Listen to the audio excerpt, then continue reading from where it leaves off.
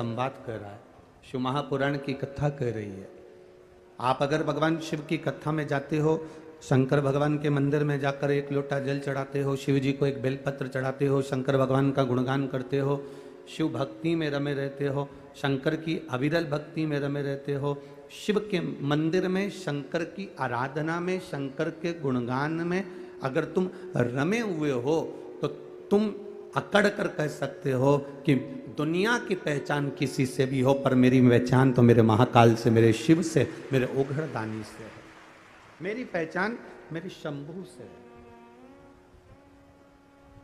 अकाल मृत्यु वो मरे जो काम करे चंडाल का, और काल उसका क्या बिगाड़े जो भक्त हो महाकाल का। जो शिव की आराधना में लीन रहता है,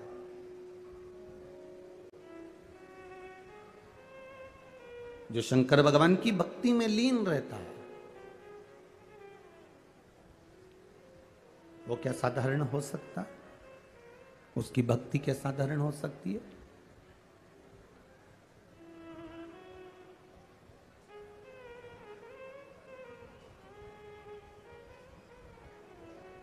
वो भक्ति साधारण हो ही नहीं सकती। हमारे यहां सहज भाषा में कहते हैं कि माता, पिता, गुरु, घर के बड़े, इनकी जायदाद अगर आपको मिले ना मिले, इनकी संपदा आपको मिले ना मिले, पर शिव महापुराण की कथा कहती है माता, पिता, गुरु और घर के बड़े, इनसे हमको कुछ प्राप्त हो ना हो, पर इतना जरूर याद रखो कि इनकी दृष्टि में हम रहें। जो माता, पिता, गुरु और घर के बड़ों की दृष्टि में रहता है, उसकी जिंदगी में सृष्टि अपने आप बनती चली जाती है और उसका विकास अपने आप होते चले जाता है। हम माता की दृष्टि में बने रहें, हम अपने पिता की दृष्टि में बने रहें, हम अपने गुरु की दृष्टि में बने रहें। गुरु आपको धन दे ना दे, गुरु आपको संपदा दे ना दे, गुरु आपको कुछ दे ना दे, पर गुरु आपको दृष्टि में अगर रखेगा, गुरु की मात्र दृष्टि ही आप पर पड़ गई तो समझ लो कि आपकी जिंदगी यूं ही संवर गई। केवल दृष्टि। आपको लगता होगा कि आप शिव महापुराण की कथा सुनने के लिए आए हो, पर आपके अंदर एक विश्वास जागृत करना कि आप शिव महापुराण की कथा सुनने के लिए नहीं आए हो। शंकर भगवान को जिसका संकट काटना होता है, उसी को यहां तक खींचकर बुलाता है, नहीं तो बुलाता ही नहीं। 5,000 लोग फॉर्म भरते हैं, 10,000 लोग फॉर्म भरते हैं, 20,000 लोग फॉर्म भरते हैं, और उसमें से सिलेक्शन कितने लोगों का होता है? नौकरी के लिए 10, 20, 25 लोगों का। 50,000 फॉर्म भरे गए और 50,000 या 1,00,000 फॉर्म में से 1,000 आदमी का सिलेक्शन होता है। करोड़ों की भीड़ में से शिव महापुराण की कथा में वही पहुंचता है जिसका सिलेक्शन मेरे महादेव करते हैं।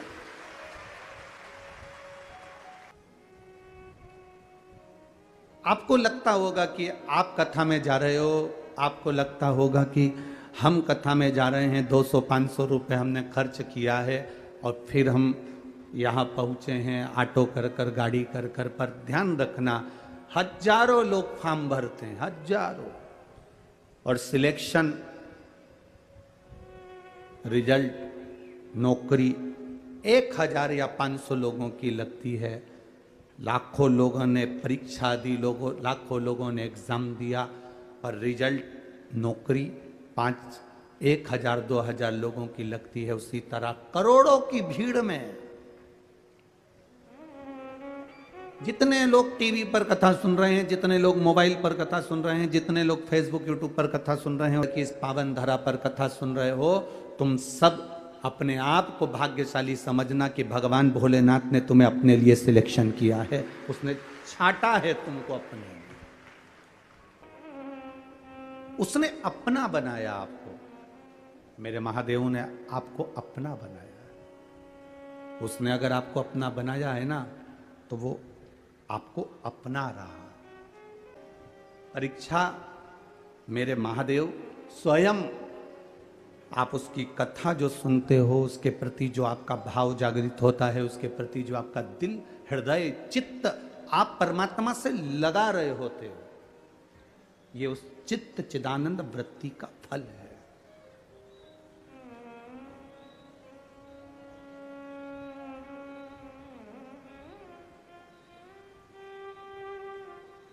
ये आपकी अविरल भक्ति का फल है। आप अगर यहां बैठे हो ना, आप अगर टीवी खोल कर बैठे हो, आस्था चैनल पर कथा सुन रहे हो, मोबाइल पर कथा सुन रहे हो, अपना खुद का नेट बैलेंस खत्म कर कर आप कथा सुन रहे हो, अपने सोने का समय 2 बजे का सोने का समय छोड़कर आप सोफे पर बैठकर, पलंग पर बैठकर, मसेरी पर बैठकर, कुर्सी पर बैठकर, जमीन पर बैठकर कथा सुन रहे हो, सब काम छोड़ देना, पर भगवान का नाम लेना मत छोड़ना।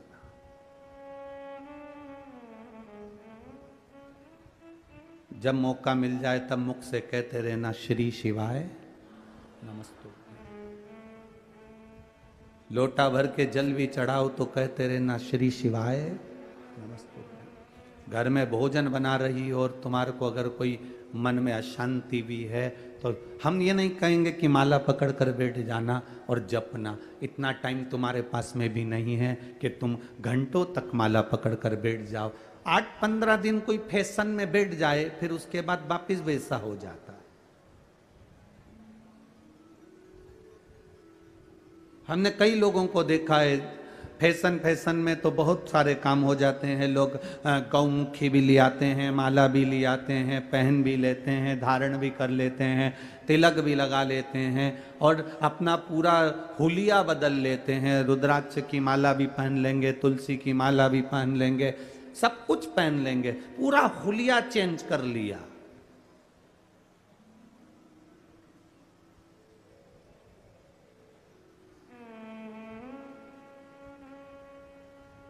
हुलिया बदलने से कभी परमात्मा नहीं मिला रे बाबा। परमात्मा के हो लेने से परमात्मा मिलता है, हुलिया बदलने से परमात्मा नहीं मिलता। परमात्मा के हो तो लो तुम। घूमने गए, सब लोग गले में माला पहने थे, तुमने भी ले ली। घूमने गए, सब लोगों ने हाथ में गौमुखी रखी थी, तुमने भी ले ली। घूमने गए, सबने माला करना चालू करी, तुमने भी कर ली। 8 दिन, 15 दिन, 20 दिन, 1 महीना, 2 महीना, 3 महीना, 4 महीना तुमने माला करी, फिर गौमुखी को खूंटी पर ले जाकर टांग दिया। ऐसा दिखावे वाला मंत्र जाप ना कहिए, ऐसे दिखावे का माला का जाप नहीं चाहिए। मेरा परमात्मा कहता है, मेरे भगवान कहते हैं, ये दिखावे का आराधना, दिखावे का जाप, दिखावे का भजन मेरे बाबा को नहीं भाता। मेरे शंकर जी को ऐसा भजन चाहिए ही नहीं जिसमें तुम दिखावा करो। मेरे शंकर जी को तो तुम्हारा ऐसा भजन चाहिए कि भले तुम माला नहीं भी पकड़े हो, भले तुमने कुछ धारण करा भी नहीं है, तुम मस्तक पर तिलक लगाए कि चंदन का त्रिपुंड लगाऊंगा तब भगवान प्रसन्न होगा, रुद्राक्ष की माला पहनूंगा तब भगवान प्रसन्न होगा। ना ना ना, भगवान कहते हैं किसी प्यासे को पानी पिला दो, किसी भूखे को भोजन करा दो, घर में बुजुर्ग रहते हैं उनका आदर कर लो।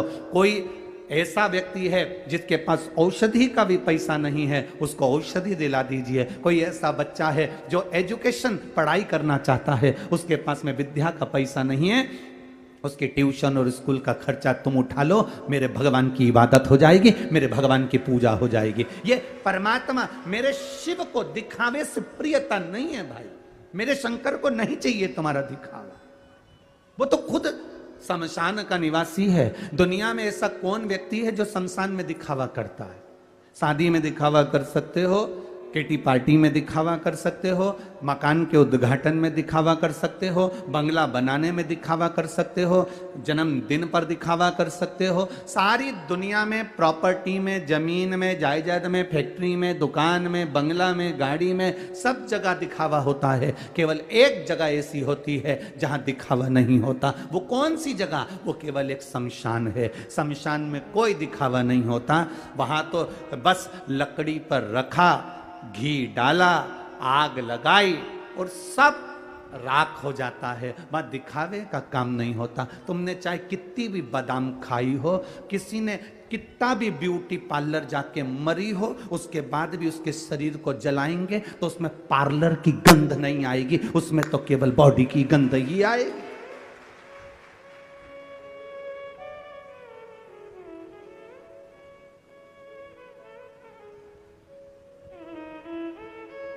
उसका नाम है शमशान। जहां पर सबकी शान सम है, उसी का नाम सम शान है। सबकी शान को उसने बराबर रखा है, कोई छोटा बड़ा है ही नहीं उसके आगे। कौन छोटा कौन बड़ा?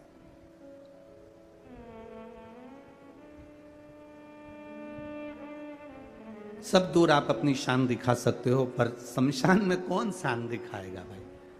कौन? कितने भी अच्छे कपड़े पहनकर तुमको घर से विदा करा जाता है, पर ऊपर से तो एक लाल वस्त्र और एक सफेद वस्त्र ही डाला जाता है। कितने भी वीआईपी कपड़े पहनकर तुमको विदा कर दिया जाए, पर आखिरी का जो वस्त्र है वो बिल्कुल एकदम क्लीन। उस वस्त्र में कोई जेब नहीं है। माँ जो लंगोट पहनाती है उसमें भी जेब नहीं होती, और आखिरी में जो कपड़ा पहनाया जाता है उसमें भी जेब नहीं होती। 8,000 लोग मेरे इंस्टाग्राम से जुड़े हैं। अकड़ देखिए, मेरे इंस्टाग्राम पर 8,000 लोग जुड़े हैं। फेसबुक पर 5,000 लोग जुड़े हैं। व्हाट्सएप के मेरे पास में कम से कम 50 ग्रुप होंगे। पर्सनल लोग मुझसे कम से कम 5,000 जुड़े हैं। यूट्यूब पर मुझसे 15,000 लोग जुड़े हैं। अब इन सबको जोड़ लेना, कितने सारे हो गए। उसके बाद जिस दिन तुम हॉस्पिटल में पड़े होगे, ये मोबाइल पे जितने जुड़े हैं एक भी पास में नहीं खड़ा होगा, केवल तुम्हारे बीवी और बच्चों के सिवाय, परिवार के सिवाय।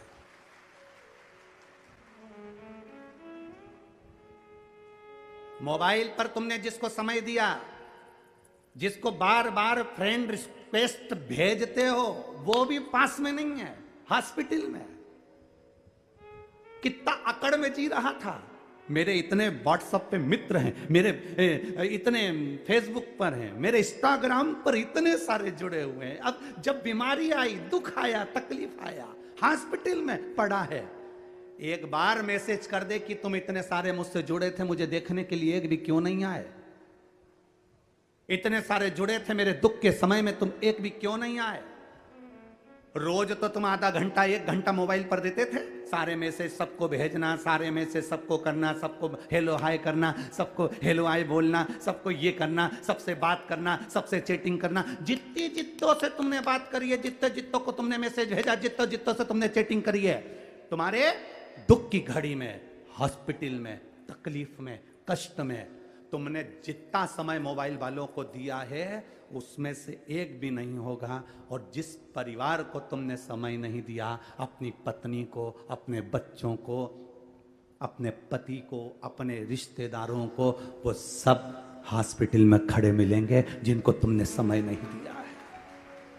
जिनको तुमने समय नहीं दिया, वो हॉस्पिटल में तुम्हारे साथ कदम से कदम मिलाकर खड़े हैं। तेरा बेटा तेरे साथ खड़ा है, तेरी बेटी तेरे साथ खड़ी है, तेरी पत्नी तेरे साथ खड़ी है। उसको तुमने समय नहीं दिया। जब जब बोला तब धुतकार के बोला, जब जब बोला शब्द बोला, जब जब दिया तो गाली दी। और मोबाइल पर हेलो हाय स्माइल वाला पुतला दूसरों को भेज रहा है, स्माइल दे रहा है दूसरे को, बस वो मोबाइल पर। और जिसको स्माइल दी वो एक गोली देने नहीं आया। और जिस पत्नी को तूने स्माइल नहीं दी, तेरे दुख की घड़ी में वो दरवाजे पर खड़ी, आंख से आंसू बहा रही, भोलेनाथ को जल चढ़ा रही, मेरे पति को ठीक कर दो, ये परमात्मा से विनती कर रही, मंदिर में जाकर दिया जला रही, अखंड व्रत कर रही, मेरी पत्नी को ठीक, मेरे पति को ठीक कर दो। जरा विचार करिएगा।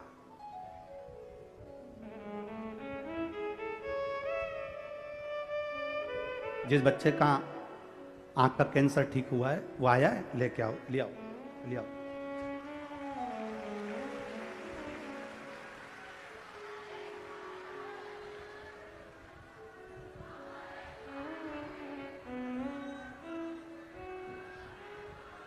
खाली न जाता कोई दर से तुम्हारे, खाली न जाता कोई दर से तुम्हारे। मैं भी खड़ी हूँ नदी बाहे फसाए, मैं भी खड़ा हूँ नदी बाहे। यही वो बच्ची है, 3 वर्ष का है, राइट आंख में कैंसर हो गया था। डॉक्टर ने कह दिया था नहीं बचेगा, पर बाबा देव अधिदेव महादेव ने आंख की रोशनी भी दी है और कैंसर भी मिटाया है। ये शिव तत्व, ये शंकर।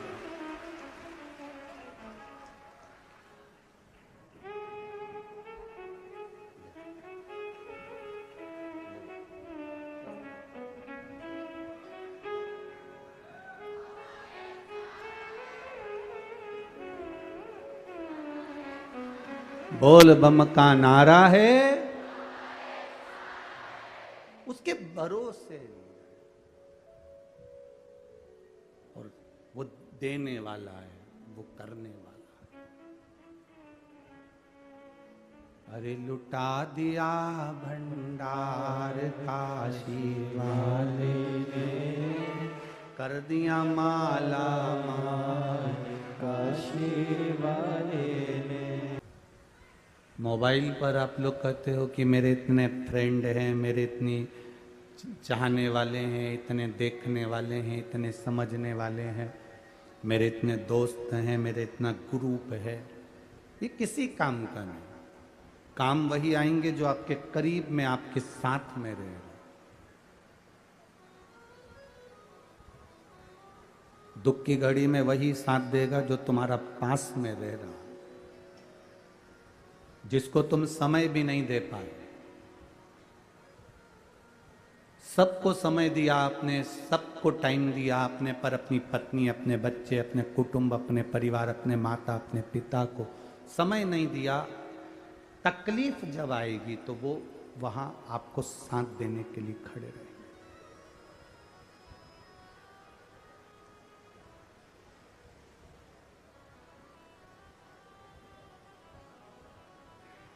माता सीता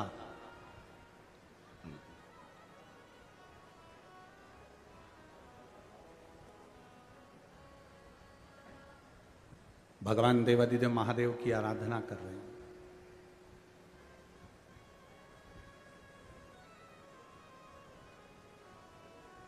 इनके मन में एक इच्छा जागृत हुई कि मैं वन में रह रही हूं, एक ऋषि के आश्रम में मेरा निवास हो गया है।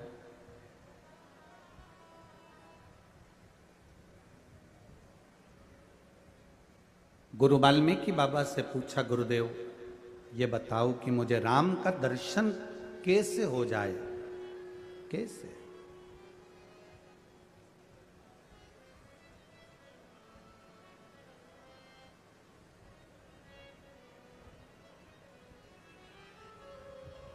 गुरुजी, राम का दर्शन कैसे हो, उसका कोई तरीका है?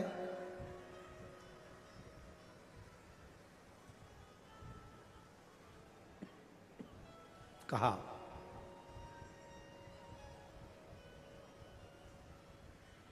एक शिवलिंग का निर्माण करो और उस शिवलिंग का निर्माण कर कर पार्थिव शिवलिंग की पूजन मां जानकी को वाल्मीकि बाबा ने कही।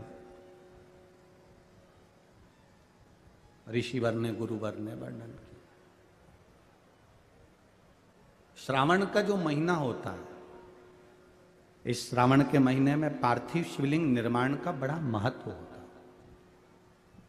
हमने आपको एक बात कही थी कि आपके पास में अगर इतना वैभव नहीं है, आपके पास में इतना धन नहीं है, आप इतना खर्चा नहीं कर सकते, तो आप अपने घर में जो पौधा लगा है, जो वृक्ष लगा है, उसमें भी एक शिवलिंग का निर्माण कर कर उसकी पूजन कर सकते हो।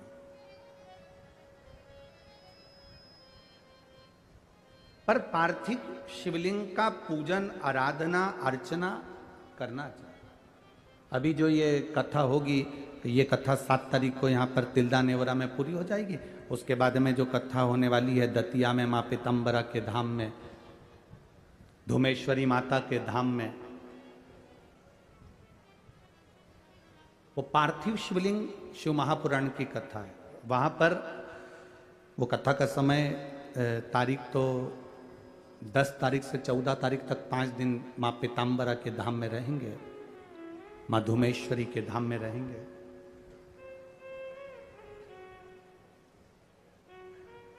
1 बजे से 4 बजे तक उस कथा का समय रहेगा, दतिया की कथा का। उसमें पार्थिव शिवलिंग का निर्माण हो रहा है। करोड़ों जितने भक्त वहां पहुंचेंगे उतने वो पार्थिव शिवलिंग का निर्माण कर कर आराधना करें।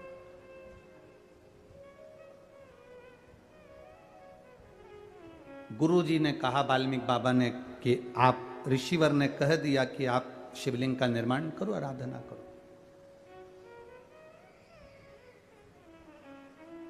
अब 1 लोटा जल लव लेकर आ जाते, 1 लोटा जल कुश लेकर आ जाते।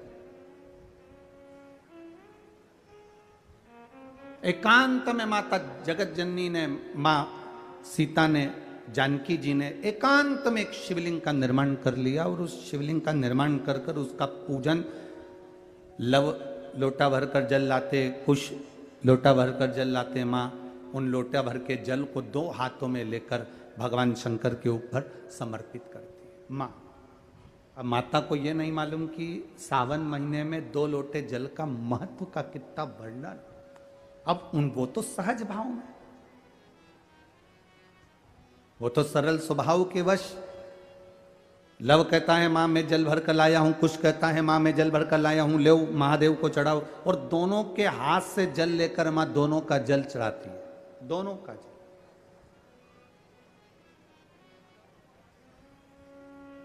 अब उस जल का प्रमाण क्या हुआ? स्कंद पुराण में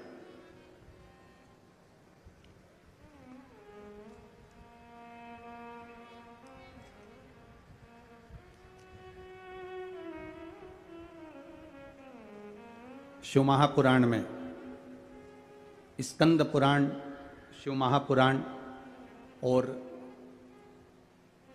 महाभारत के अंदर इस शिवलिंग के वर्णन किया गया है सीतेश्वर महादेव का।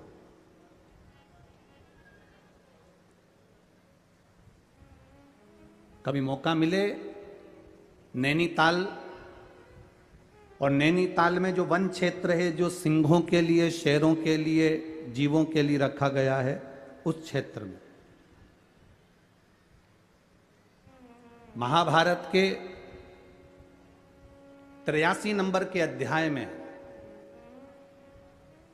और 48 नंबर श्लोक से लेकर 60 नंबर श्लोक में सीतेश्वर महादेव का वर्णन है। कभी कोई आपसे पूछे कि गुरुजी आपने सीतेश्वर महादेव का जो व्याख्यान वर्णन किया है माता सीता का, तो ये कौन सी जगह लिखा है, तो आप बता सकते हैं महाभारत के 83 नंबर अध्याय में 48 नंबर श्लोक से लेकर 60 नंबर श्लोक के बीच में सीतेश्वर महादेव का वर्णन, और स्कंद पुराण के अंदर सुंदर सीतेश्वर महादेव का वर्णन किया गया। अब मां लव भी 1 लोटा जल ला रहे हैं, कुश भी 1 लोटा जल ला रहा है। अब दोनों का जल लेकर माता सीता जी ने शंकर भगवान को समर्पित करना प्रारंभ करा। अब इनको ये ज्ञात नहीं हुआ कि सावन में 2 लोटे जल का स्मरण, अर्थात वाल्मीकि बाबा ने, गुरु जी ने तो कहा था कि शिव जी की आराधना करो, पार्थिव शिवलिंग का निर्माण करो, पूजन करो, आराधना करो। अब सरल भाषा में तो हम भी ऐसे ही कह देते हैं कि आप देखो ज़्यादा नहीं बने अपने घर में, अगर आप बार बार शिवलिंग का निर्माण नहीं कर सकते तो जहाँ तुम बगीचा हो, तुम्हारे घर के बाहर कोई गमला हो जिसमें पौधा लगा हो, उसी में ऐसे मिट्टी को थोड़ा सा उठाकर शिवलिंग बना लो और उसकी पूजन कर लो, वहीं पर उसका विसर्जन कर दो। अलग से कहीं विसर्जन करने की जरूरत ही नहीं। पूजन करा, विसर्जन करा।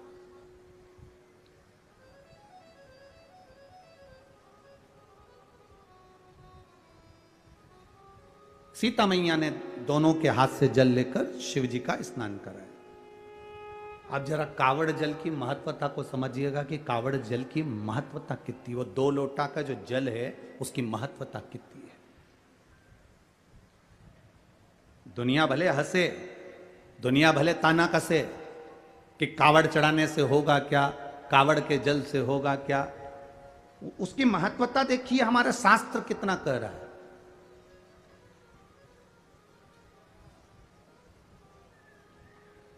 मां ने जल हाथ में लेकर माता जानकी जी ने वो जल समर्पित करा, बस प्रार्थना करी, बाबा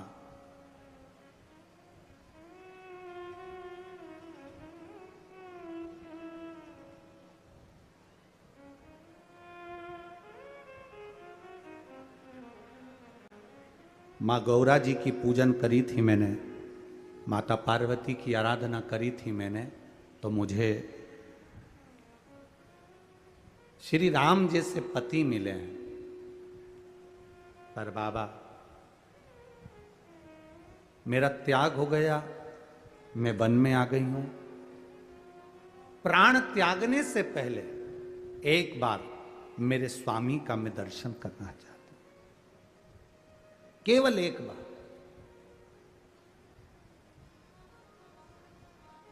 मेरे स्वामी का मैं दर्शन कर लूं, इससे बढ़कर मुझे सौभाग्य क्या मिलेगा। बहुत है उतना,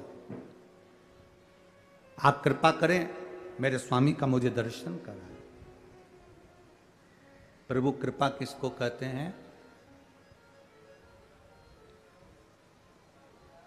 प्रभु की करुणा किसको कहते हैं? अश्वमेध यज्ञ के अश्व को रोक दिया गया, पकड़ लिया गया, छूटा नहीं, युद्ध प्रारंभ हुआ और मेरे राम जी महाराज का दर्शन मां जानकी को लव कुश के उस युद्ध के मैदान में भगवान भोलेनाथ ने करा दिया। प्रभाव देखिएगा, दर्शन हुआ माता जानकी जी को।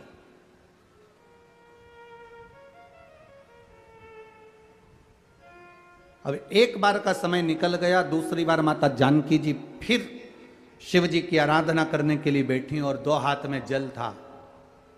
श्रावण का महीना ज्ञात नहीं रह पाया और मां जल को समर्पित कर कर शंकर भगवान को उठाकर विसर्जन के लिए लेकर जाने लगी, पर वो शिवलिंग जो पार्थिव बना हुआ था वो माता से हिला ही नहीं।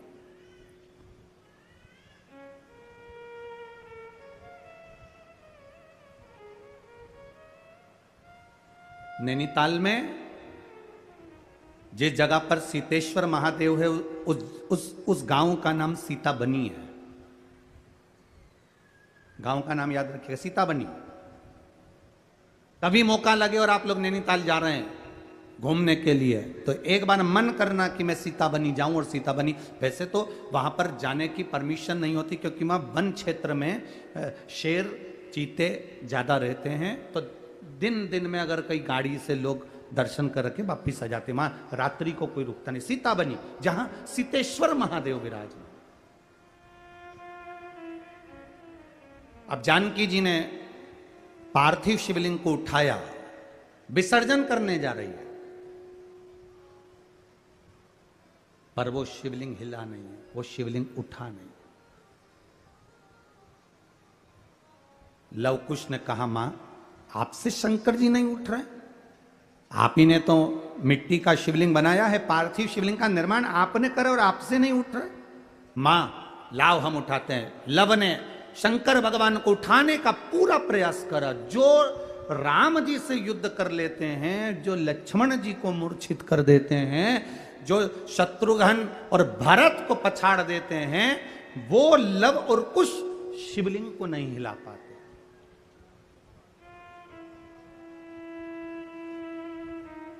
शिवलिंग को नहीं हिला पाए। तभी देव ऋषि नारद का वहां आगमन, और देव ऋषि नारद ने आकर कहा, मां ये आपके पुत्र इस शिवलिंग को नहीं हिला सकते। मां ये शिवलिंग मैं भी नहीं हिला सकता, क्योंकि श्रावण महीने में आपने जो कावड़ का जल समर्पित करा है, ये जल एक ऐसा जल है कि हमारे जीवन के कई लक्ष्य को एक दृढ़, पक्का और निश्चित कर देता है और अटल कर देता है। ये हिल नहीं सकता। आज किसी एक बहन ने पूछा कि गुरुजी मान लो कि हमारा मन करे और हम कावड़ का जल चढ़ाएं, हमारे मंदिर में, हमारे पास में जो मंदिर है उसमें हमें कावड़ का जल चढ़ाना है, तो क्या हम जल आसपास में से ले सकते? क्यों ना लेंगे?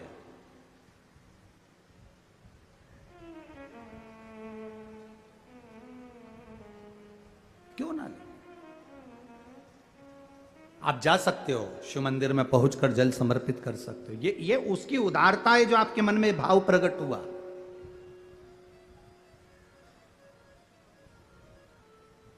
ये उसकी उदारता है। 2 बच्चे, उसके पिता नहीं है, मर चुके हैं।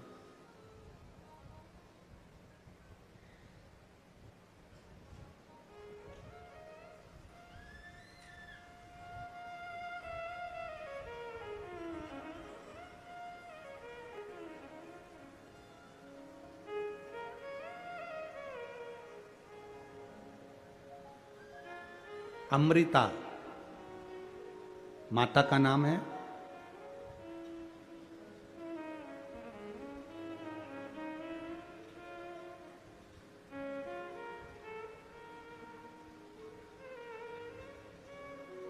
बच्चों का नाम ओम और राधे है।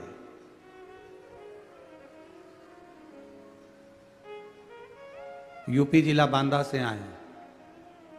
कहाँ है? हाथ हिलाइए। हाँ। गुरुजी, मेरी तबीयत ठीक नहीं रहती थी।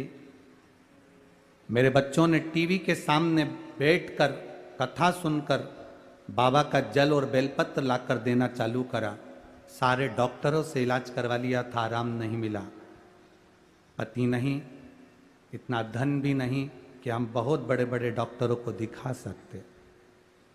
पर मेरे भोलेनाथ ने मेरी जो बड़ी बीमारी थी उसको हर लिया।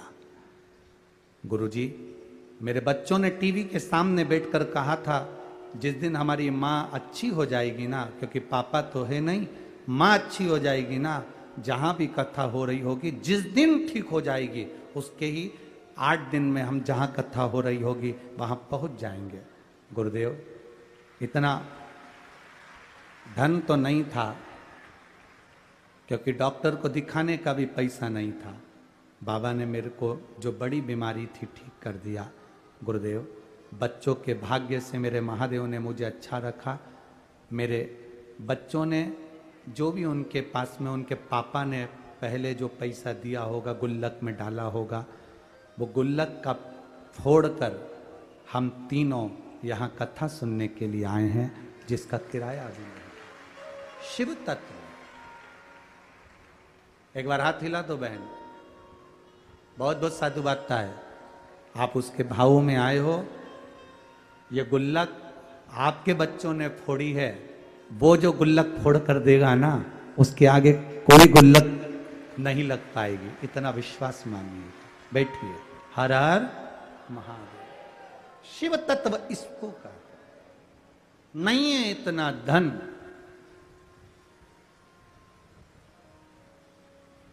ये कई लोग कहते हैं सीहोर वाले महाराज जी ने सब काम बेकार करके रखा है।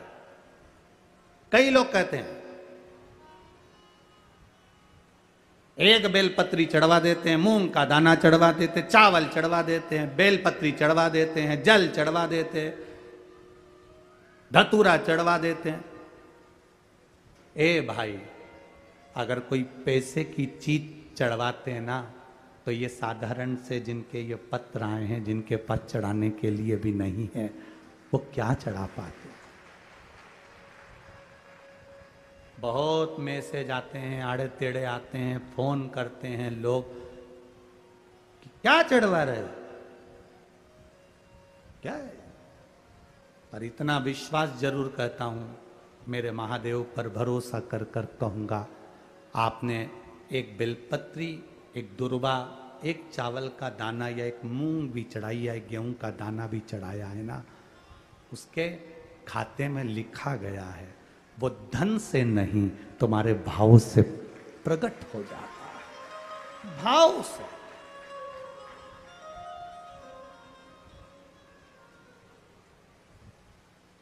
जिनके पास में करोड़ों की संपदा होगी वो तो बहुत चढ़ा देंगे साहब, पर जिनके पास नहीं है, आने तक का किराया नहीं है और गुल्लक फोड़कर जो पिता मर गए, उस पिता ने थोड़ा बहुत अगर बच्चों को दिया होगा, उसने गुल्लक में